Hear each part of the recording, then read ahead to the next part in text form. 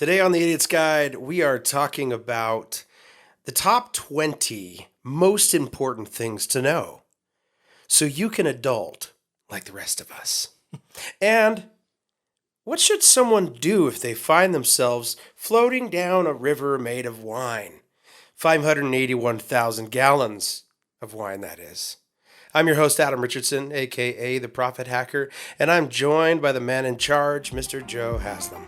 Welcome to the Idiot's Guide.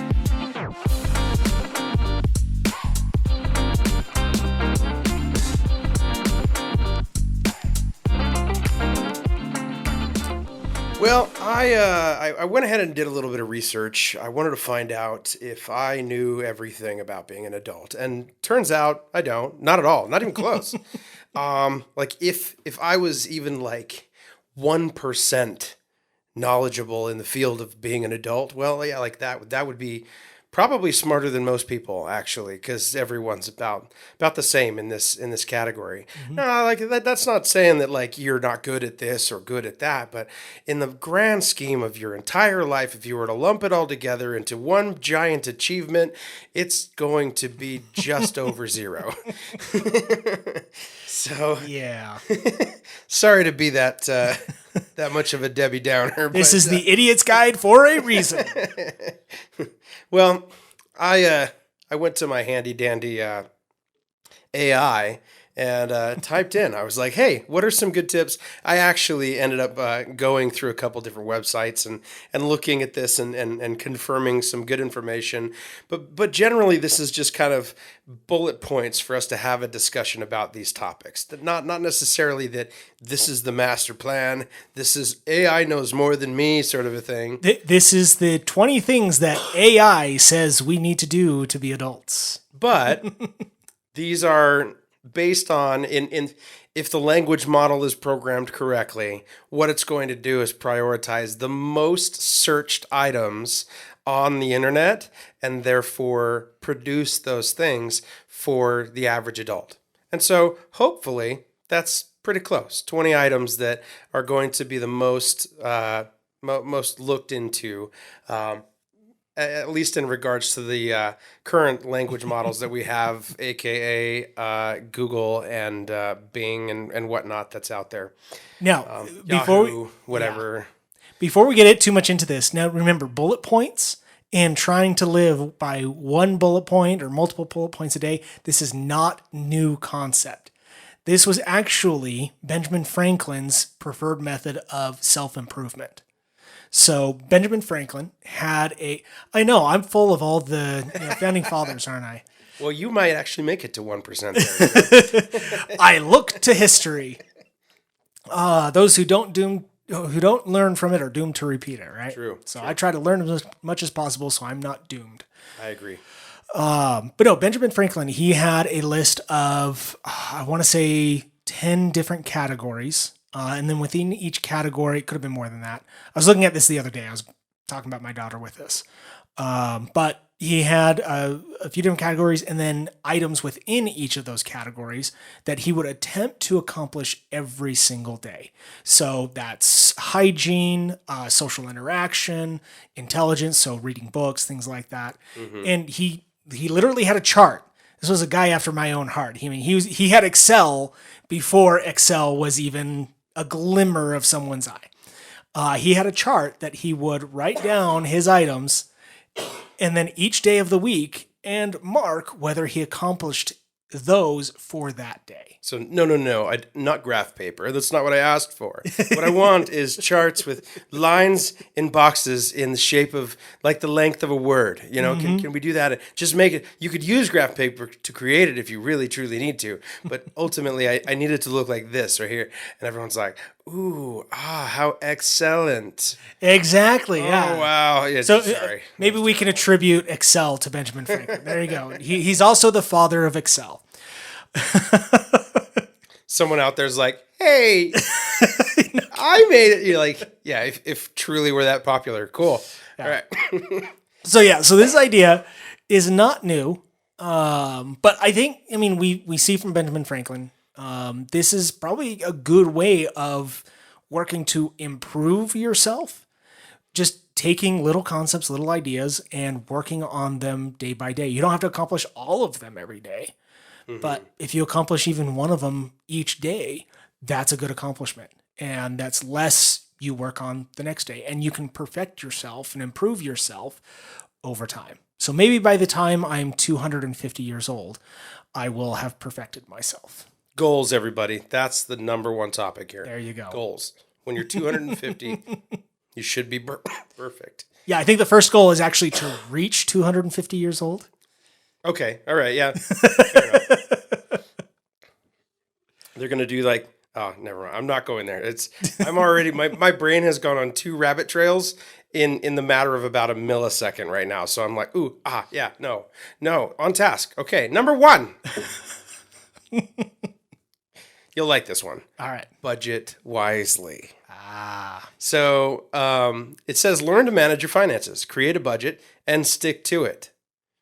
It's interesting because I think that, there are some people who are really meticulous about this, but I just think about marketing, and I think about how many times your eyes see something a day and how many touch points there are throughout a day in order for you to trigger an impulse. And so the ability to stay that, you'd have to be blind, literally, and you can't listen to anything because in every direction you are inundated with things just to make little cracks and little breaks in this. And, you might want a cookie. You might want to work, get this cool gadget thing. You might want a new pair of shoes, all of which are trying to get your attention and trying to get you to buy it. So yes, budget wisely. However, also walk wisely because everything wants your money. Well, and I think the most important thing about when we're talking about budget wisely, you see, and we actually did a video on this on our YouTube channel. Yep. One of the first ones that we did was on what system of budgeting is the best one. And the answer was none of them and all of them. Yep. Because every person is different. There are people out there who will tell you, oh, this is the guaranteed to work. This is the best one out there. None of them will actually guarantee it, but they'll say, this is the best one out there. This works for everyone. The reality is no, it doesn't work for everyone. There is no one simple answer that solves everyone's issues because we're all at different levels. We're all in different stages of life. We're all in different areas of the world. There is no one conclusive budgeting system. The idea here is find one that works for you. Yep. If it's putting it into categories and only spending X amount for that category per month, if that works, great. If it's a more loose budget that, so long as I have money in the account and that's as much as I spend on my necessities, everything else is just slush fund. Well, if that works for you and you're able to survive on that, great. Everyone is different. And to assume that everyone has the same necessity for the system of budgeting is a very wrong path to go down. But budget wisely. So it's not just pick the right things to budget on, but also find the right budget system for you. Yeah. That's what it means to budget wisely. And don't just listen to any schmo on the street or the radio or podcast about what is the best method because there is no one best method. Do you just say schmo because it's your name? Or like Joe Schmo? Like the number of times I am called schmo and the average Joe and all that. It just, yeah. So I steer into it. Okay. So yeah, I am schmo. All right. So number 2 is cook simple meals.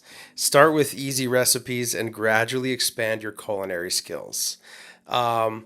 Basically don't start with beef Wellington. You're going to be depressed. Yeah. And but mac and cheese, I mean, the instructions are on the box. Like literally, even after that, you could probably get all the ingredients and make it yourself just knowing because you've done that too many times. It's not always a guarantee. So when I was younger, one of my roommates, he wanted to make, was it, a pastaroni? That's what it was. So pastaroni, kind of like rice-a-roni, only it's pasta. And he had never really cooked before in his life. And the joke always was, after him trying to make pastaroni, he could burn water. He was that bad at cooking. But he tried. He started with his pastaroni and completely destroyed our oven, or our stove. And so he had to start simpler. And so I think we ended up going down to ramen noodles. And once he perfected that, then he moved up to pastaroni again. And eventually he got to the point where he could actually cook food. But we had a tenant that we had a shared kitchen. And he came up, and his mom or his grandma always cooked for the family. And so this was his first time being on his own. And so he tried to cook what his mom or grandma had always cooked, and he was Italian, from Italy. Not like, Italian American, actually from Italy. And they use a lot of cream in their cooking, or at least his grandparents did. And he destroyed our stove multiple times trying to cook with the cream, because he had no idea how to cook. But he remembered watching, and so he tried to recreate the recipes. So I give it to these guys to keep trying. But yeah, start small. Yes. Don't start with something complex. Now, one of the great things out there, I follow a YouTube channel called Sorted Food. And they don't sponsor this. They have no idea who we even are. What's it called? Sorted Food. So they're a British cooking channel. And they've actually developed an app called Sorted Sidekick. And the reason they started their channel was because these were friends from elementary school, or England's version of elementary school. And they went to college, and one of them was going to culinary school and was trying to teach his three friends how to eat right, because none of them were eating right in college. He's like, it's easy. And so they decided, well, let's start a YouTube channel on this. And that was 13 years ago. And so the whole idea was how to teach normal people how to cook. And so after all these years, they developed their own app that teaches people how to cook, so that you select a recipe and it tells you what ingredients you need.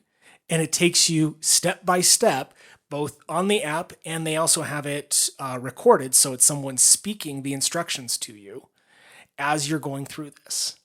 And so these are, fully curated recipes. And so if you ever want to try something more complex, try something that is known to work, because you can have someone kind of helping you along that process. So Sorted Sidekick is the name of the app. It's a great app, great channel. These are great guys, but they don't sponsor this or anything, but that's an option. And kind of the idea is, there are a lot of things out there that can help you cook, that can help you learn these skills. You're not alone. No one's alone in this world in learning how to do these things. Even if you don't have parents, even if you don't have a family around you, depending on your circumstances, there are resources out there nowadays to help you along that route. I remember growing up, I used to watch this show called Yan Can Cook. It was one of my favorite shows. And it was this Asian guy that just made cooking fun. And he made really simple stuff. But I mean, I think the whole point of it was so that you could watch what he was doing and mimic it and come out with something hopefully similar, there are dozens and dozens, hundreds of those examples out there on YouTube, to different streaming services that have that kind of stuff. Competitions. I learned one of my favorite fried rice recipes. I learned from, I can't remember her first name, Morel. but she was on a like worst cooks ever show, and it was a competition, and it was great. Like they're converting these terrible cooks, like cooking with cat food kind of cooks, and then moving it to these guys can actually cook a nice meal. And she did a recipe on fried rice from like white rice from a restaurant, resurrecting it into a delicious dish. And that's the only way I have red rice. I don't eat anything else unless I've made it. That's because it's so good. I'm like, yep. I can't. Darn it, I can't remember her first name. There's another great YouTube channel that I watch. It's called Epicurious. And so they have, can't remember the main chef's name. I think it's Chef Proto, I think. But Proto Baggins. He's a culinary instructor. And so he will do little different, 101 cookery episodes. So how to make potato salad, how to make pancakes, and just very simple things to look at, how to take care of knives. And so it's a little bit more complex because you're dealing with a little bit more education and it's not walking you through one-on-one. But Epicurious is a great channel to watch to learn a lot of stuff. They also do a series where they have 3 different levels of chefs. So a home cook, a level 2 chef, and then a culinary expert. And so usually it's like 5-star restaurants. It's Michelin starred chefs that are doing these really fancy meals. And so you see 3 different levels of cooking. So like mac and cheese was one that they did. So you've got the very simple mac and cheese, and then you've got the chef's mac and cheese. Well, we're going to make it through 5 of these, I'm pretty sure. So, Sorry. No, it's good. I think that what this means is that we have some video security for the next couple episodes. This is a good time. I mean, talking about these kinds of things. Kids are going off to college right now. Yep. They've probably been in college for maybe a month or 2 at this point, and they're running out of all those care packages that mom and dad sent, and so they're desperate to cook for themselves. Yeah. All right, so the next one, number 3, is laundry basics. We've talked about this, and I know your side. I have my side. It's interesting because I don't necessarily agree with this, but I'm also probably not your conventional laundry person. So it says know how to separate clothes, use the washing machine, and fold clothes neatly. So, yes, use the washing machine. Like, AI, are you okay? I think your AI system had a little bit of a stroke there. That's a given. Guys, if you aren't doing laundry with a washing machine, step 1. I mean, they have literal buildings with coin-operated washing machines for this entire purpose. You don't even have to own one. No, it's beneficial to own one, please. Yeah. But if you can't, they have buildings. So please use a washing machine. But I know the temptation is there to wear it forwards, backwards, inside out, forwards, and backwards again. But just remember the other people around you. Please. That's who you're washing your clothes for. You can stand your own smell just fine. It's about everyone else around you. Yes. I think for me, the one thing that maybe I learned this from in the military, like you go to the laundry area and you wash all your clothes. So if I spent the time to separate my clothes, like, okay, here's the trick. Blues, go with blues. Whites, don't go with blues. Okay? That's the trick. However, when you're like 3 washes in, it doesn't matter anymore. They're not going to bleed over. We don't like, and there are very few products out there that are going to bleed out that much clothing dye to where everything changes color. Now, that being said, yes, if you stick a white t-shirt in with a brand new blue sweater that's dark blue, yeah, that thing's coming out like a nice grayish blue shade. And that's just because that's how clothes work. But besides that, I don't separate clothes. Like maybe a first time wash. But other than that, I'm not going to separate it. Well, in the military, aren't all clothes the exact same color? True. Yes. So there's no need. And they're multicolor. So which one do you pick? Exactly. But no, like when you're dealing with like your civvies is what we call them. So you're wearing your normal, everyday clothes. Well, like, again, Yeah.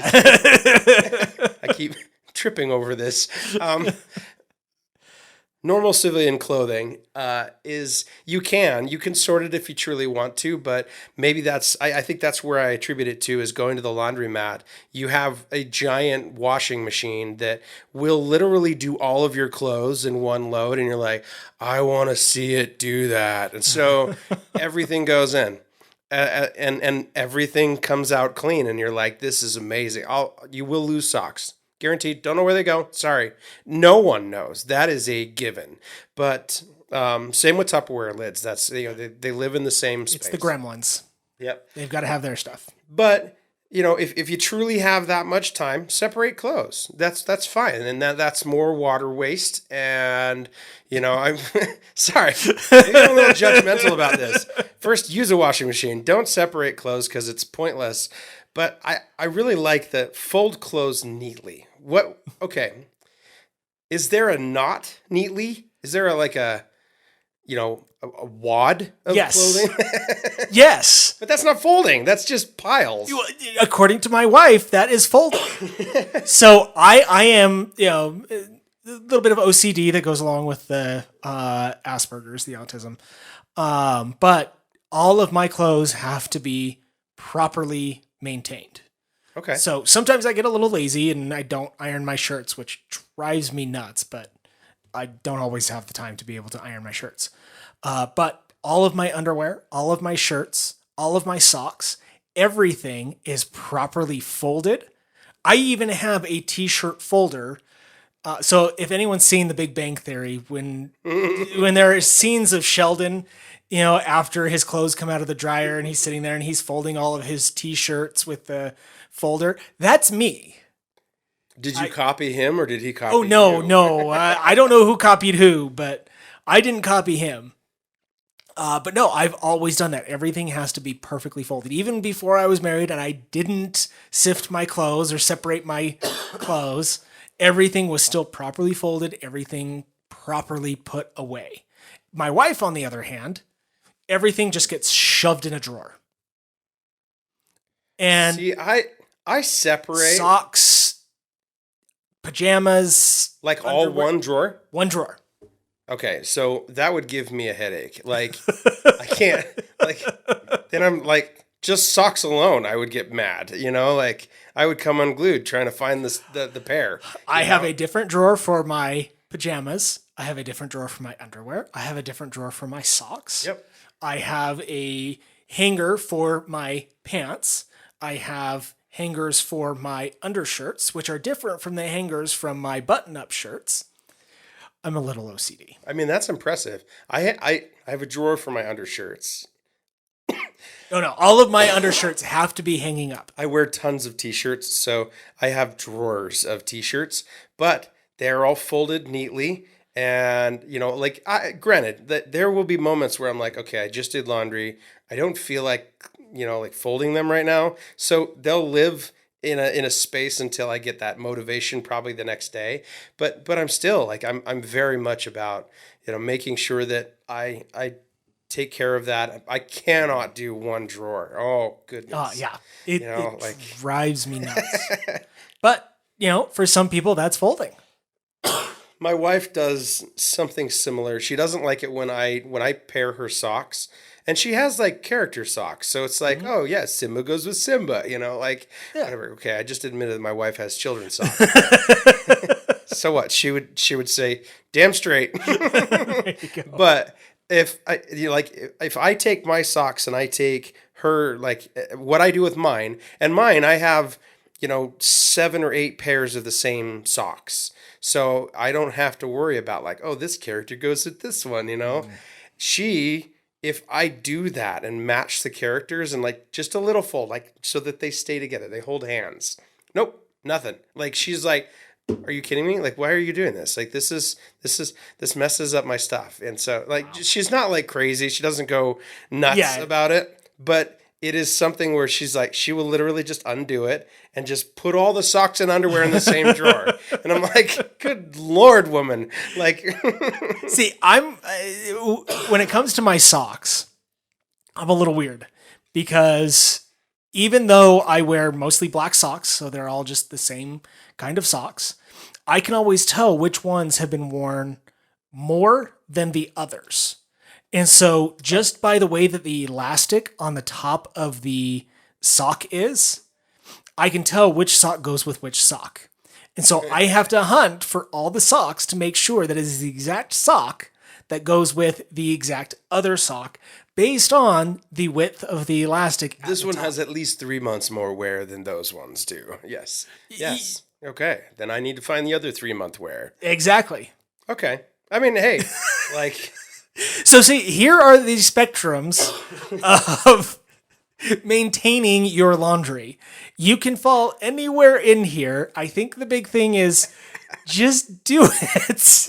Guys, just like budgeting, just like cooking, just like laundry, you're going to find your way, and your way it might bug someone else, but it might be just your way, and that's it. But it's you, and that's what's most important, okay? Yeah. All right, 4. Emergency kit. Keep a basic toolkit, a flashlight, a first aid, and first aid supplies on hand. So I want to say that, like, I'm a mechanic, so I always have like tools randomly, or typically nowadays it's just kind of like a pocket knife because I can do a lot with a pocket knife, but I can't change a tire with a pocket knife or anything like that. But it really is like a flashlight. Having something like that, we most of us have smartphones, and our smartphones have flashlights on them, so you're there with that sometimes. First aid supplies, like if I'm stuck in traffic in the middle of, downtown traffic, I'm not typically going to have first aid supplies on hand. I'll be like, hey guys, let me tourniquet this wound for you in this auto accident. I'll impede traffic more than you already are so that I can get out my handy dandy first aid kit and help you. When you're like, meanwhile, the ambulance is already there. And, so I don't know necessarily like where this application exists, other than maybe I have Band-Aids at home.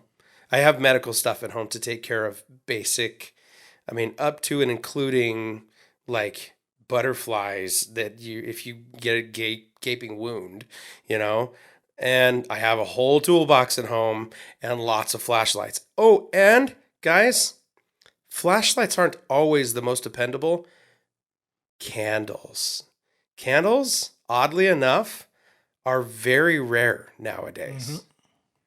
So that's my 2 cents. You always have fire, so you can always light a candle. The other thing that you can do with flashlights is you can get emergency flashlights that are powered by magnets. Mm-hmm. And so they've got a little magnet inside, and they've got a copper coil. So all you have to do is shake it, and you've got a flashlight.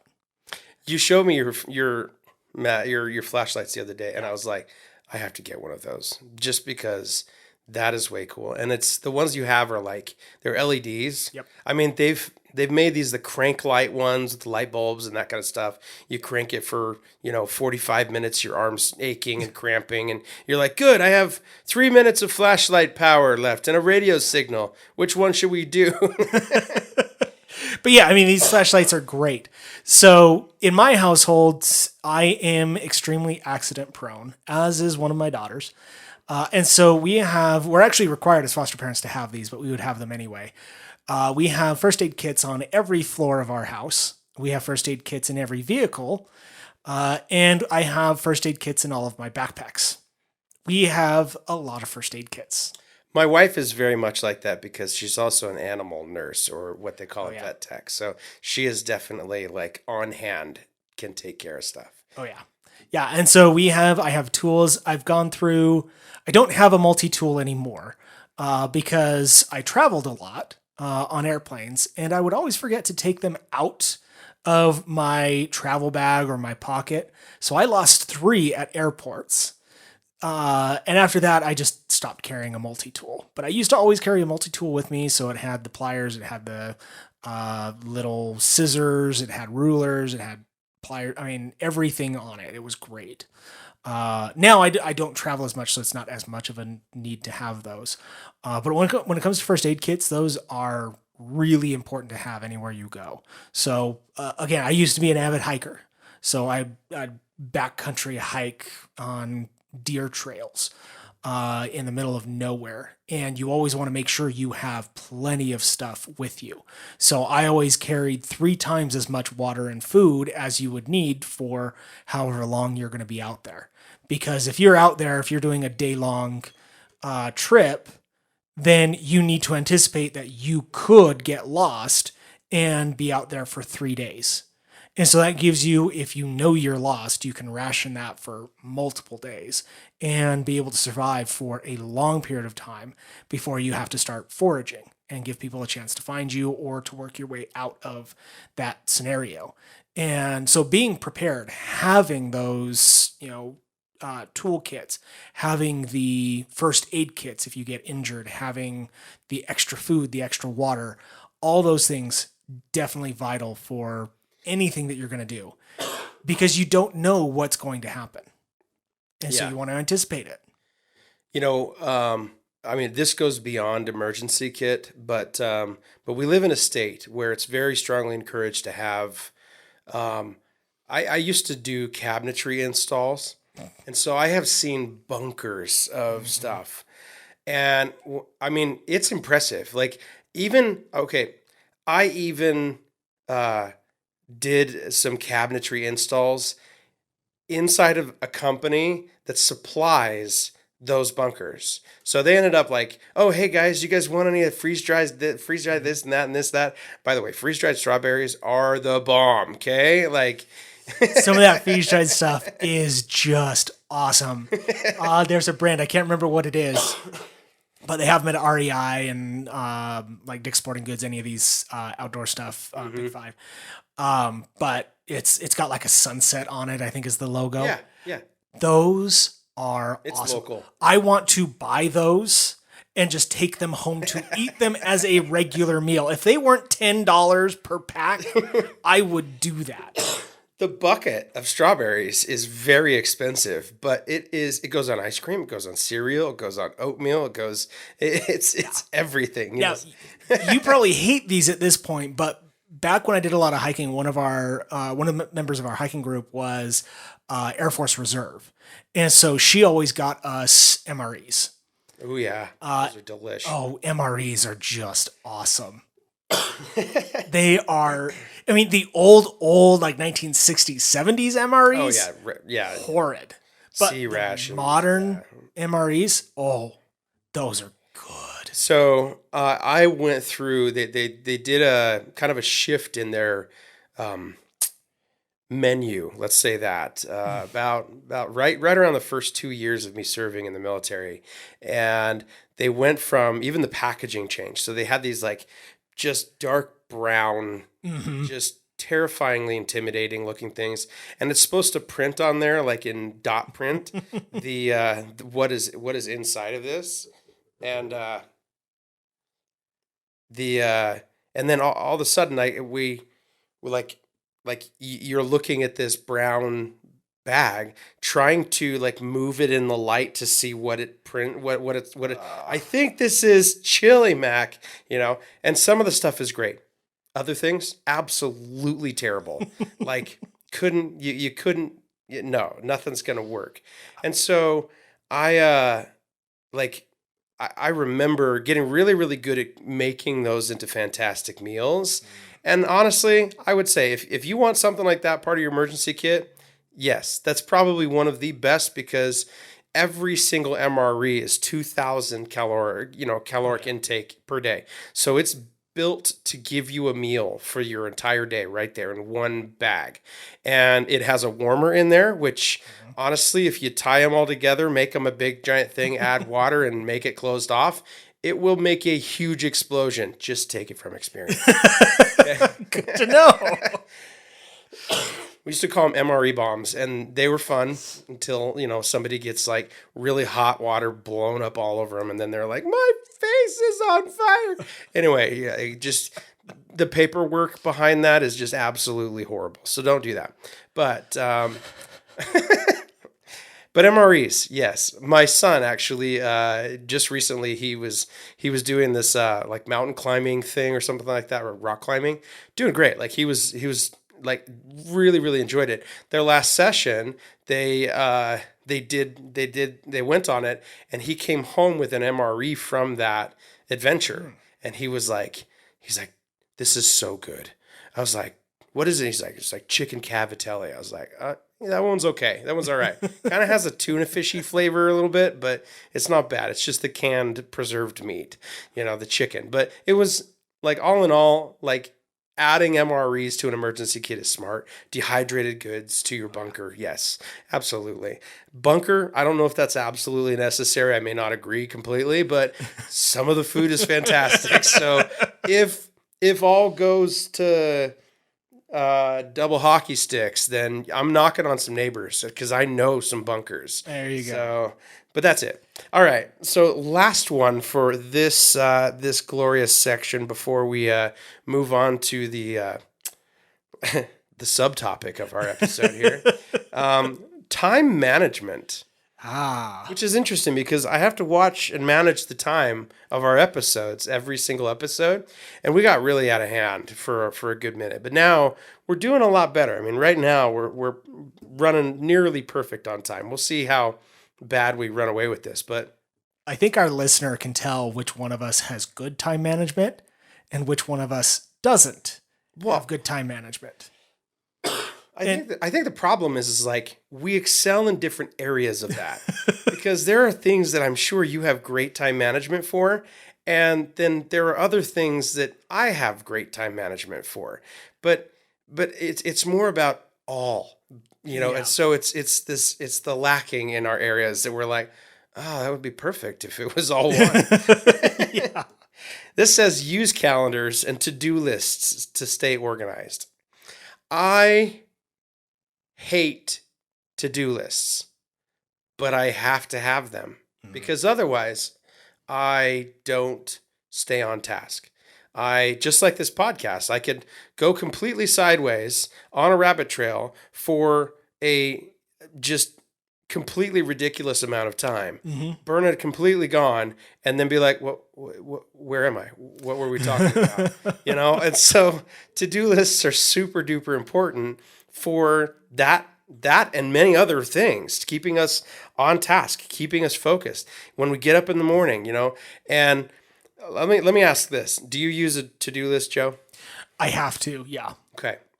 So is that something that you are updating in the mornings when you wake up? Do you usually have a rough sketch of the day before you start? So on my computer, I have a to-do list that automatically regenerates monthly, weekly, daily tasks so that I can make sure that I'm doing them when I'm at the office. But then I also get emails that come in. So I've got 3 different stacks of sticky notes. Each one of them are a different color and define a different activity that I need to do. So one of them is tasks that need accomplished that aren't in my task list. Another one is urgent tasks that need to be completed as soon as possible. So they can be the same thing. So just 2 different sticky notes of the same task list. And then I have another one for things at home that need to be done that I thought about during the day at the office. And so I have 4 task lists that I try to use to accomplish everything that I need to do. But even that, I'm still horrible with being able to accomplish the things that I need to accomplish. So I have an app that I use called AnyDo. And I'm not really sure its correlation with time management, but it's called AnyDo, okay? And I love and hate it. it has a lot of options about like basic lists. Like if you had, imagine a sticky note and on in an app form, and as you're going through you're like completed, you draw a line through it. Well, Anydo does the same thing. So I can still see I've completed the task. It's not just like, well, it drops off the face of the earth and I forget and I'm already on to the next thing and I didn't realize what I did for the day. It actually kind of lets me check off what I need to do. So in that sense, it helps me. It also can make it so that if I need something, like my wife asks me to make sure that the car, we get the oil changed in one of the cars. I'm like, okay, well, I don't have any time this week, but next week I do. I can go into Anydo and I can set it for a reminder for that, whether that's a reminder this week to schedule that or whatever it is in the process of it. This gives me an ability to project out, and it will chime on my phone and be like, hey, what are we doing today? And it's really kind of annoying because I can't get rid of it. Yeah. When, like most other things, notifications wise on my phone, like emails and texts, they'll come in, but I can just swipe and go back later when I'm actually going through my emails. With Anydo, it's like, nope, don't even try. Like I have to shut it for stop the whole thing in order for it to go away if I have it activated. So it's a good and a bad relationship. It's a dozer pad. App. But for me, it's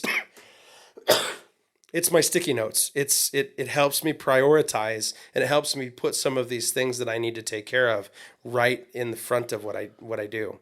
But that doesn't help. And no, that was not an ad read, guys. No, it wasn't. Although, hey, anyone that we talk about, we will gladly take, some sponsorships here. Absolutely. I would say the downside for me is the daily routine part of time management. I think I've gotten really far away because I handle a lot with my kids. I'm very active with that, and so that balance between home and work becomes, making sure I have a very set routine that can easily be interrupted, and Anydo can't protect me from that. That comes down to my own kind of like boundaries that I have to just be like, hey, this time I have to focus on this kind of stuff. So, but yeah, time management. Joe, how about you? No, yeah, for me, I'm very bad with tasks and memory and things like that. But when it comes to the daily routine, that's where I excel. My alarm goes off at 6:00 in the morning. I let it go off at 6:30 in the morning. Then I snooze it twice so that I'm up at, 6:48. And then I get in the shower. Is it really 6:48? Like every day 6:48? 6:48 every day. That's impressive. I like that.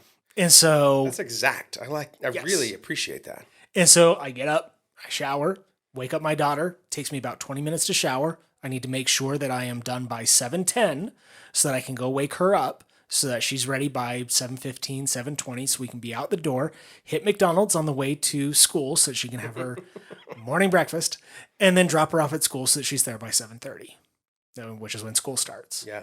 And so it's very structured. And then I get to work, specific things that I do in the morning. I have a task list for every single day. It's organized. So I have my client list. It's organized for which clients I'm working on. And I do the same ones on Monday, the same ones on Tuesday, the same ones on Wednesday.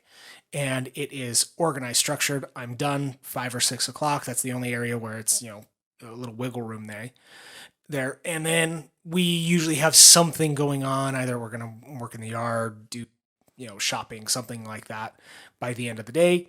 And then we're home, we have dinner, and then it's done. So it's a very structured environment without being specifically structured. Mm-hmm. It's not like we have to be to school at a certain time, but beyond that, everything else is just, this is what has to be done. And so it's makes sure that certain reports, certain things are done at a certain time, and then it goes to the client on time. My worst days are when I have emergency things that come up, last minute things, and it just throws everything into a tizzy. I hate it. Honestly, I feel for you. Like, same. I feel the same way. Like every day that ends in Y, pretty much. Yeah. No, I mean, like it's not. I don't exaggerate. I don't mean to exaggerate, but maybe there is a lot, especially when I've got my kids and that kind of stuff. It really can run away real quickly if I'm not careful. So, having a grip on the basics day to day really make it so that if something comes in, I have that to fall back on to go like, okay, what was I doing? Where was I at? That kind of recenters me on what I have to focus on, which is super duper duper important when you're out there in the world. Yeah. And, honestly, if in that moment you find yourself that, like you were the last guy to close the gate to your the factory. And in the factory, at the end of your shift, it's right next to a freeway, and all of a sudden a car comes off the off ramp a little too quickly and rams this giant water tower full of wine. I don't know if that's a bad day or a good day, depending on where that wine falls. I don't know. It's true. He's like, was that on purpose? So there's this story, and this is a couple weeks old at this point. Not too bad, but yeah, it was earlier in September that this occurred. But red wine in Portugal that basically they like. The description is that they're standing there on the side of the street, and all of a sudden they're standing in a river of wine, about a foot deep of this. It's 2.2 million liters of wine. And I don't know about the story, basically, about how it actually, like, it wasn't a guy driving down the freeway and ramming a tower. It was two burst tanks that honestly, guys, moral of that story is you can have too much wine, okay? Like, eventually I don't know. I really have no idea why it happened, but yeah, there's a neat little video, and I'll link the article. It's from NPR that talks about this, but it's just I think there's not a lot to this other than the fact that if you're under 21, please don't swim. If you, I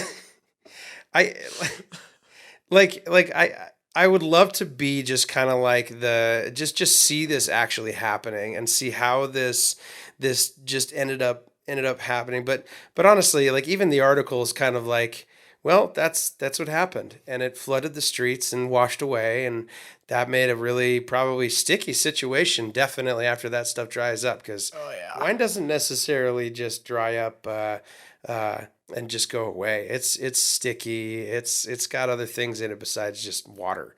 But it was basically this one was being stored in a distillery, and those pipes burst, or the tanks burst. But yeah, before they could get it basically into the market and to get it going, it went down the drains, the city drains, that is.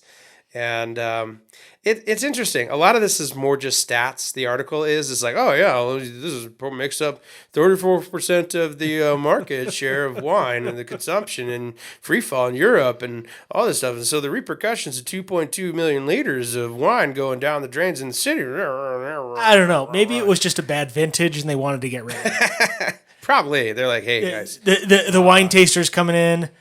Oh, this is just bad. It had an explosion. The pipe burst. Open up the valve.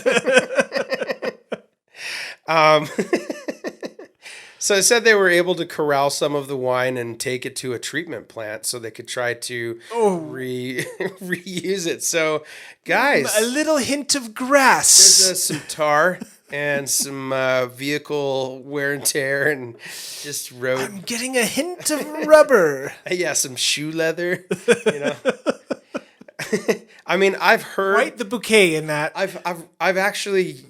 I haven't personally done this, but I've heard in descriptions for this. You can actually read some of the descriptions. They will use words like tar and like black coal flavor. Like some of that stuff is definitely a descriptive that they use. Usually not like rubber or anything. Like, so I don't know about that one, but This has a soupçon of asphalt. so yeah, if you're in the market for wines, maybe stay clear of the vintage 2023 summer edition from Portugal. You may not want to stay away from it. It may have some of those tasting notes that you like. Here's what I learned. If it's a 98, get it. Okay.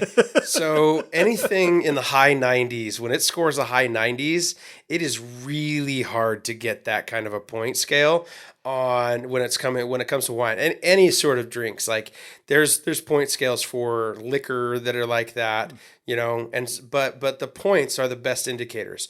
Most of them score between a 92 and 94. That's just consistent. A lot of these guys will tout that. Yeah, 94, we scored back in 1853. Like, just kidding. But these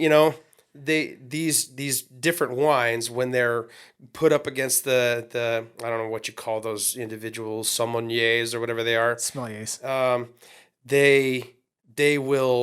They will assess them and then give them a score, and it's usually a panel, so it's not just one snooty person that does it. It's a whole panel of snooty people.